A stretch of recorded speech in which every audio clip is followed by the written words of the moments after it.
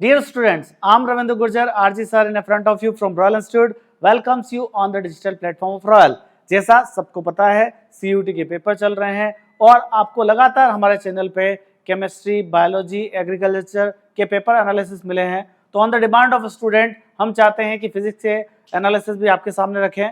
तो जितने पेपर अभी तक हुए हैं उसके आधार पर जो बच्चों से बातचीत हुई है, जो बच्चों ने बताया है, उसके आधार में आपको बताने वाला हूं कि कौन कौन से टॉपिक है जो बहुत ज्यादा इंपॉर्टेंट है, कौन कौन से टॉपिक है जिससे क्वेश्चन पूछे गए हैं। तो टॉपिक वाइज मैं शुरुआत करूंगा। तो पहले बात करते हैं सबसे पहले कि अगर मैं फर्स्ट बात करूं तो अपना पहला जो यूनिट आता है दैट इज इलेक्ट्रोस्टैटिक। क्या दादा? इलेक्ट्रोस्टैटिक। अब ये इलेक्ट्रोस्टैटिक वैसे ही अपने आप में बहुत हाई वेटेज वाला टॉपिक होता है। आप यहाँ पे जनरली देख लीजिए 8 से 10 क्वेश्चन का वेरिएशन, 8 से 10 क्वेश्चन जो है वो आपको लगभग इलेक्ट्रोस्टैटिक के मिल रहे हैं।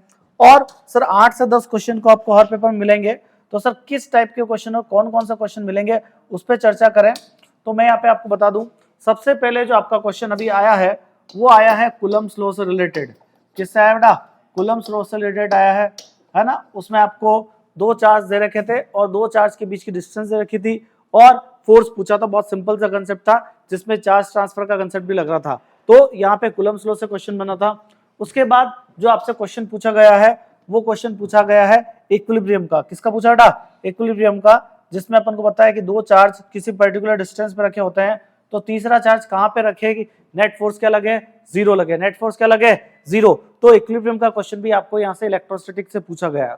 ठीक है ना। उसके बाद थोड़ा सा अपन आगे बढ़ते हैं तो यहाँ पे सस्पेंडेड चार्ज पार्टिकल का था, एक डायरेक्ट क्वेश्चन पूछा हुआ है ना, कि सस्पेंडेड चार्ज पार्टिकल होता है उसमें F बराबर Q1 Q2 बार स्क्वायर होता है और tan theta equal F by mg वाला जो कंसेप्ट लगता है उससे रिलेटेड एक क्वेश्चन आया था। और इलेक्ट्रोस्टैटिक में पोटेंशियल का जो फॉर्मूला है उससे भी डायरेक्ट फॉर्मूला बेस्ड क्वेश्चन पूछा है, V equal to KQ by R।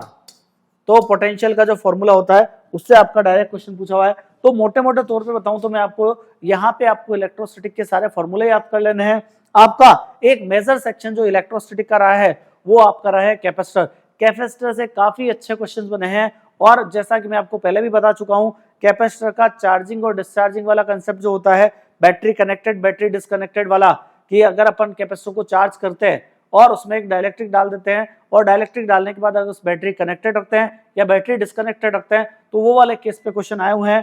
Capacitor combination के काफी अच्छे क्वेश्चन थे, कैपेसिटर का सीरीज कॉम्बिनेशन, कैपेसिटर का पैरेलल कॉम्बिनेशन, तो उस पे आपका क्वेश्चन आया हुआ है। अच्छा, एक क्वेश्चन आया था अपना जो कैपेसिटर है उसका कैपेसिटेंस C है, अगर मैं इसको V वोल्ट से चार्ज कर दूं तो इसके पास कितनी एनर्जी स्टोर होगी? तो स्टोर्ड एनर्जी होती है half CV square. Stored energy क्या होगा? Half CV star. तो हाफ CV स्क्वायर या स्टोर्ड एनर्जी से आपका इलेक्ट्रोस्टैटिक का क्वेश्चन बना हुआ है। तो मैं वापस कह देता हूं, यहाँ पे आप इलेक्ट्रोस्टैटिक में मान के चलना 5 to 10 क्वेश्चन का वेरिएशन रहेगा। 5 से 10 क्वेश्चन आपको इलेक्ट्रोस्टैटिक के मिलने वाले हैं। तो जो क्वेश्चन इलेक्ट्रोस्टैटिक के आपके सामने आ रहे हैं वो मैंने बता दिए। और मैं यहीं पे बता देता हूं कि सर कौन कौन से टॉपिक हमको करने चाहिए। तो मैं वापस बताता हूं, आपको यहां से कूलम्ब्स लॉ करके जाना चाहिए। कूलम्ब्स लॉ के बाद अगर मैं बात करूं, दो चार्ज पार्टिकल, तीन चार्ज पार्टिकल, उनके सुपरपोजिशन के क्वेश्चन करने चाहिए। हमको यहाँ पे चार्ज इक्विलिब्रियम का क्वेश्चन करना चाहिए कि तीसरा चार्ज कहाँ रखे, नेट फोर्स जीरो है तो इक्विलिब्रियम वाला कंसेप्ट आना चाहिए। फिर आपको पोटेंशियल है ना, तो पोटेंशियल के जितने भी फॉर्मूले हैं पोटेंशियल के क्वेश्चन करने चाहिए। अच्छा, ये वाला क्वेश्चन भी आया था जिसमें आपको मल्टीपल चार्ज सिस्टम की पोटेंशियल एनर्जी कैलकुलेट करनी थी, तो पोटेंशियल एनर्जी आपको करके जाना था। और कैपेसिटेंस जो होता है उसका कंसेप्ट जरूर पढ़ के जाना, fully filled, partially field, fully empty, capacitor combination, मैंने बताया ना बैटरी कनेक्टेड और डिस्कनेक्टेड वाला केस। तो ये सारे क्वेश्चन अगर आप करके जाओगे तो इलेक्ट्रोस्टैटिक में आप 100% अच्छा कर पाओगे। और इलेक्ट्रोस्टैटिक का जो क्वेश्चन का वेटेज है वो 8 से 10 क्वेश्चन का वेटेज रहा। ठीक है ना। चलिए, उसके बाद जो टॉपिक है, मैं टॉपिक वाइज बता रहा हूं। उसके बाद जो टॉपिक आया था वो करंट इलेक्ट्रिसिटी वाला। अगर मैं करंट इलेक्ट्रिसिटी की बात करता हूं तो आप ये मान के चलना 4 से 5 क्वेश्चन आपको करंट इलेक्ट्रिसिटी मिलते हैं। किससे मिलता है ना? करंट इलेक्ट्रिसिटी से मिलते हैं। और करंट इलेक्ट्रिसिटी में लेटेस्ट पेपर में जो क्वेश्चन आया था वो KVL KCL का सर्किट डायग्राम आया था। KVL KCL से रिलेटेड क्वेश्चन है तो आपको जरूर KVL KCL करके जाना है। Kirchhoff voltage law, Kirchhoff current law, इससे रिलेटेड एक डायरेक्ट क्वेश्चन आया था। अब सेल से रिलेटेड भी क्वेश्चन आया हुआ है। अपना जो सेल है, सेल का सीरीज कॉम्बिनेशन, सेल का पैरेलल कॉम्बिनेशन है ना, वहां पे सेल से related maximum power transfer, maximum power transfer कब होता है? जब कैपिटल आर स्मॉल आर के बराबर होता है। ये वाला क्वेश्चन आया था। ओम्स लॉ से V equal to I R का ग्राफ, जो ओम्स लॉ में वी आई ग्राफ का स्लोप क्या देता है, उससे रिलेटेड क्वेश्चन आया था। व्हीटस्टोन, अपना जो व्हीटस्टोन ब्रिज होता है उससे रिलेटेड क्वेश्चन बना था। और अपना ड्रिफ्ट वेलोसिटी, क्या था? ड्रिफ्ट वेलोसिटी, तो उससे रिलेटेड क्वेश्चन आपके सामने सीयूटी के पेपर में देखने को मिले हैं। तो ये करंट इलेक्ट्रिसिटी का वो पोर्शन जो आपको करना ही करना है, ठीक है ना। चलिए उसके बाद मैं बात करता हूं magnetic effect of current. Magnetic effect of current, magnetic effect of current भी ऐसा चैप्टर है जिसमें आपको 4 से 5 क्वेश्चन आपको मिल जाएंगे। अब मैग्नेटिक इफेक्ट ऑफ करंट में लास्ट ईयर क्या पूछा गया था और इस साल क्या पूछा है, तो वो सिमिलर ही था। अगर मैं बताऊं तो एमईसी में आपको मैग्नेटिक इफेक्ट के फॉर्मूला बेस्ड क्वेश्चन आए थे, जिसमें एक बहुत पॉपुलर क्वेश्चन है, बार बार बोलते हैं, सोलेनोइड का जो मैग्नेटिक फील्ड होता है, सोलेनोइड का जो मैग्नेटिक फील्ड होता है म्यू नॉट एन आई, उससे रिलेटेड क्वेश्चन पूछा हुआ था। आपको डायरेक्ट फॉर्मूला बेस्ड क्वेश्चन था जिसमें आपको नंबर ऑफ टर्न्स करंट दे रखी थी और आपको मैग्नेटिक फील्ड निकालना था। ये क्वेश्चन आया था आपका। अगर एक करंट कैरिंग वायर है, क्या करंट कैरिंग वायर, उस करंट कैरिंग वायर पे जो फोर्स लगता है बिल, ठीक है, उससे रिलेटेड आपका एक क्वेश्चन बैठा है अभी सीयूटी में। अच्छा, यहाँ पे आपका गैल्वेनोमीटर जो है, क्या गैल्वेनोमीटर, और गैल्वेनोमीटर से गैल्वेनोमीटर का जो कन्वर्जन है G2A कन्वर्जन और G2V कन्वर्जन, उससे रिलेटेड क्वेश्चन भी आया हुआ है। अच्छा, एक क्वेश्चन अभी जो बैठा था, जो बच्चों से डिस्कस हुआ, तो उन्होंने बताया कि दो पैरेलल वायर के बीच में लगने वाला फोर्स जो होता है ना, mu naught I1 I2 upon 2 पाई डी, उससे रिलेटेड क्वेश्चन आपका इस एमईसी से आया। तो मैग्नेटिक इफेक्ट ऑफ करंट जो है वो भी 4 से 5 क्वेश्चन का वेटेज रखता है, और जो क्वेश्चन जो टॉपिक आपको करना है वो आपके सामने है। उसके बाद एक छोटा सा टॉपिक आता है मैग्नेटिज्म। क्या था? मैग्नेटिज्म। अब उसमें आपको बहुत ज्यादा नहीं पढ़ना है, डाया, पैरा और फेरो की जो प्रॉपर्टीज है वो प्रॉपर्टीज पढ़ लेना, उससे रिगार्डिंग कोई क्वेश्चन था, ठीक है ना। उसके बाद अपना आया था इलेक्ट्रोमैग्नेटिक इंडक्शन। क्या आया?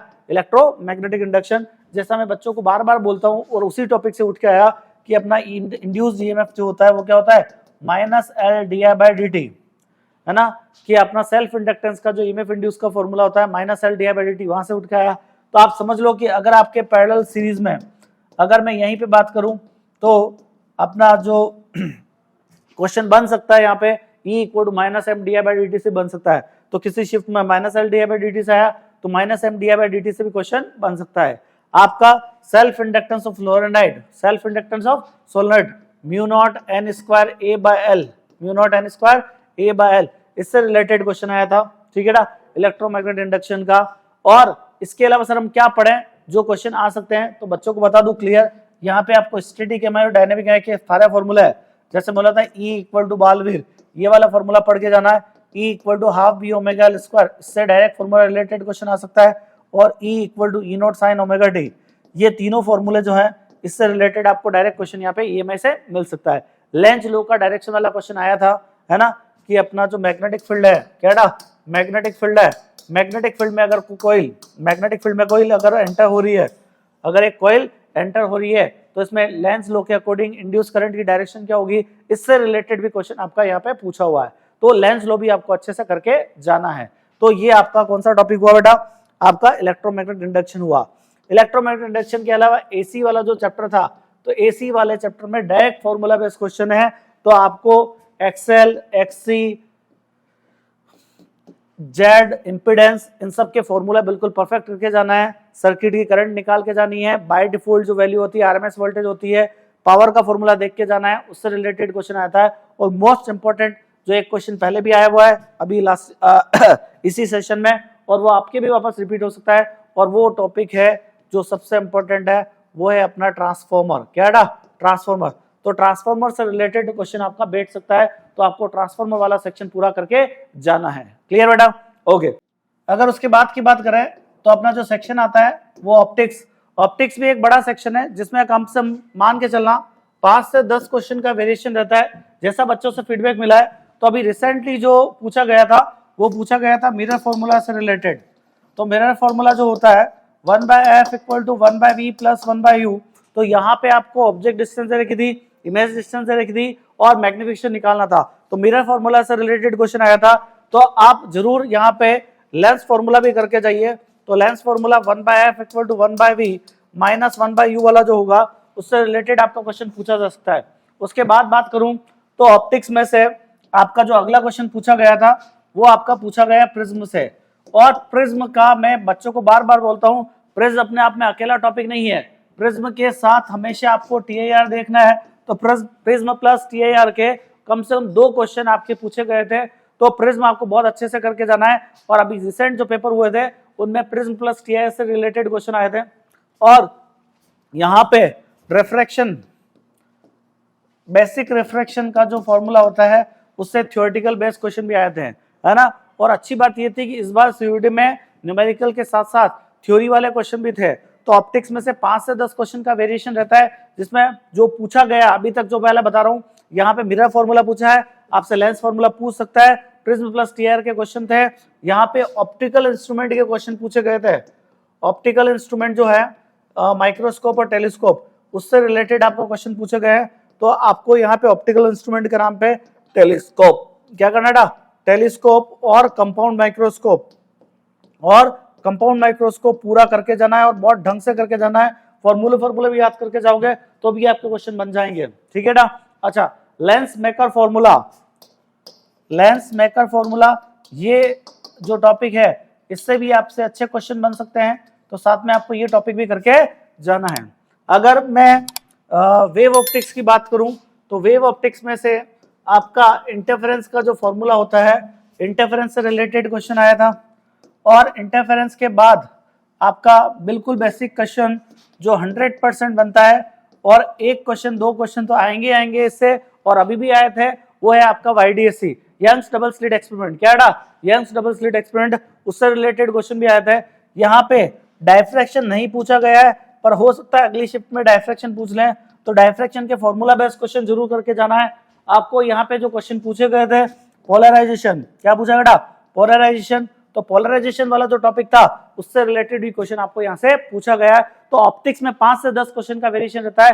जैसा इलेक्ट्रोस्टैटिक इंपॉर्टेंट है, उसी के सिमिलर आपका ऑप्टिक्स वाला सेक्शन भी बहुत इंपॉर्टेंट है। 5 से 10 क्वेश्चन का वेरिएशन आपका ऑप्टिक्स में से रहेगा। तो आप इलेक्ट्रोस्टैटिक और ऑप्टिक्स इन 2 सेक्शन को तो सबसे इंपॉर्टेंट मान के सबसे बेस्ट करके जाना, ठीक है ना। उसके बाद आती है मॉडर्न फिजिक्स की बात। तो मॉडर्न फिजिक्स में से अपना जो एटम, न्यूक्लियाई और DNMR जो है, उसमें कौन कौन से टॉपिक पूछे गए या कौन कौन से और पूछे जा सकते हैं, उस पर चर्चा करते हैं। तो सबसे पहले मैं बता दूं, एटम वाले चैप्टर में से एनर्जी का एक कंसेप्ट था -13.6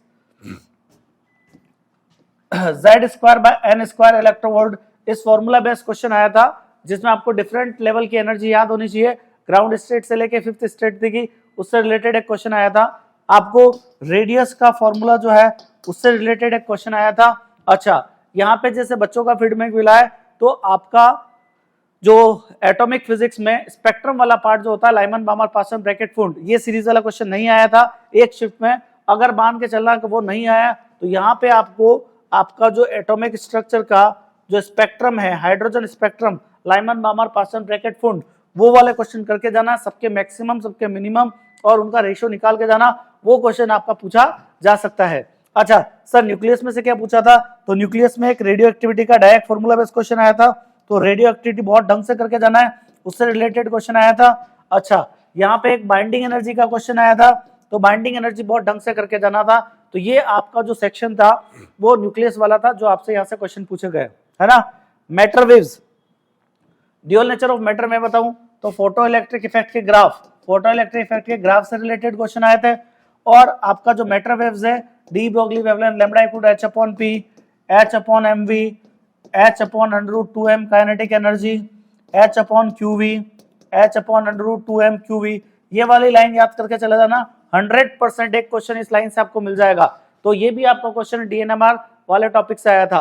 और लास्ट सेक्शन जो था वो आपका था सेमीकंडक्टर। क्या था, सेमीकंडक्टर। इस बार ऐसा हुआ था कि सेमीकंडक्टर से थ्योरेटिकल पोर्शन आया था कि एन टाइप सेमीकंडक्टर कौन है, पी टाइप सेमीकंडक्टर का एग्जांपल कौन है, डायोड से रिलेटेड एक न्यूमेरिकल आया था। तो इस टाइप के क्वेश्चन आपको करके जाना है। तो सर अब यहाँ पे ये क्वेश्चन तो आ गए, तो सर हम सेमीकंडक्टर और क्या कर जाए, तो मैंने बता दिया P type semiconductor, N type semiconductor क्या होता है। और मोस्ट इंपॉर्टेंट यहाँ से अगर मैं बात करूं तो रेक्टिफायर तो आप करके ही जाना। रेक्टिफायर से रिलेटेड क्वेश्चन 100% आ सकता है कि अगर इनपुट फ्रीक्वेंसी है तो आउटपुट फ्रीक्वेंसी क्या होगी, हाफ वेव में क्या होगी और फुल वेव में क्या होगी, पी टाइप एन टाइप, इनमें एनर्जी क्या होना चाहिए। ये इस बार भी क्वेश्चन आया था कि अपना जो एन टाइप पी टाइप में एनर्जी लेवल के इंक्रीजिंग ऑर्डर में डिक्रीजिंग ऑर्डर में जमाना था कि किसका एनर्जी गैप किस में ज्यादा होता है, सेमीकंडक्टर में क्या होता है, इंसुलेटर में क्या होता है। इस टाइप का क्वेश्चन आपका सेमीकंडक्टर से पूछा गया था। तो ओवरऑल ये थोड़ा सा एनालिसिस था कि किस टाइप के क्वेश्चन आ रहे हैं, किस टाइप के क्वेश्चन पूछे जा सकते हैं, साथ साथ में मैंने ये भी बता दिया। होपफुली आपका पेपर बहुत अच्छा होगा। Thank you.